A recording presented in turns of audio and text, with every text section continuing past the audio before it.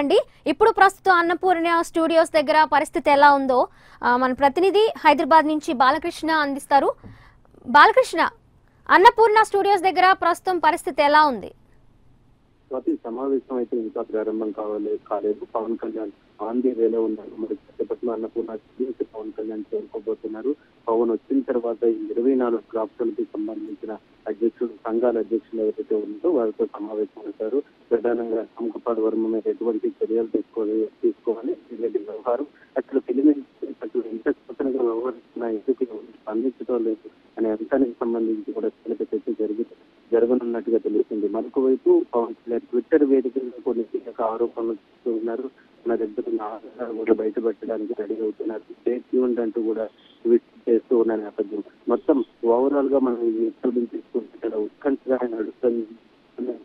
మరి కష్టపట్టు సమావేశం ప్రారంభం కాబోతుంది. ఇప్పటికే సమావేశానికి నిర్మాత మండలికి సంబంధించిన వాళ్ళందరూ కూడా వచ్చారు. పెద్ద నిర్మాత కావచ్చు, సురేష్ బాబు కావచ్చు,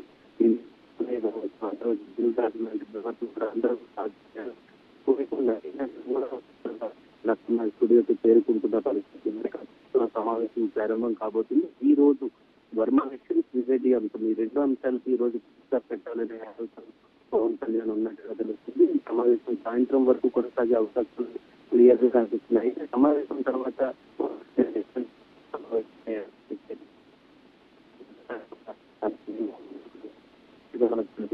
చాలా విముఖత వ్యక్తం చేస్తున్నారు. మీడియాతో మాట్లాడడానికి కూడా పవన్ అసహించుకుంటున్న పరిస్థితి మనం గమనిస్తూ ఉన్నాం. మరొక వైపు ఇప్పటికే పవన్ కళ్యాణ్ అన్నపూర్ణ స్టూడియోకి వస్తున్నారనే సమాచారం తెలుసుకున్న అభిమానులు భారీ సంఖ్యలో అన్నపూర్ణ స్టూడియోకి వచ్చారు. సేమ్ నిన్న ఎటువంటి సీన్ అయితే రిపీట్ అయిందో ఈ రోజు కూడా అదే సీన్ ఇక్కడ రిపీట్ అవుతుంది. మీడియా డౌన్ అంటూ నినాదాలు చేస్తూ ఉన్నారు. దాదాపుగా వందల సంఖ్యలో అభిమానులందరూ అన్నపూర్ణ స్టూడియోకి చేరుకున్నారు.